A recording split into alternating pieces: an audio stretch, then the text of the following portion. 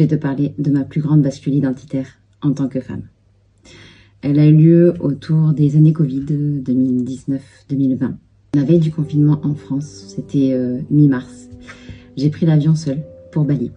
Je devais aller me former au yoga. C'était une formation que j'avais bloquée depuis des mois dans mon agenda. J'étais hyper enthousiaste à l'idée d'y aller.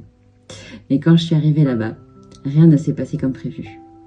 5 jours après le début de la formation, on nous annonce qu'elle est stoppée à cause de tout ce qui se passait. Et même si on avait beaucoup plus de liberté qu'ici en France, on n'avait plus le droit de se regrouper, que ce soit pour des ateliers, des formations, ou bref, ou d'autres activités où il y avait plusieurs personnes en même temps. On avait, cela dit, quand même le droit de sortir. À ce moment-là, je me suis donc retrouvée seule face à moi-même pendant 2 semaines. Et c'est ce que j'ai compris et appris à ce moment-là que je vais te partager maintenant. Premièrement, j'ai compris que tout part de moi. C'est-à-dire que mon monde extérieur est le reflet de mon monde intérieur. Ensuite, j'ai compris aussi que je suis responsable à 100% de ma vie et de ce que j'en fais.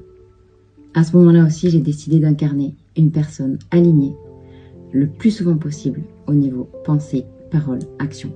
J'ai compris aussi que j'attirais les personnes qui vivraient à ma fréquence.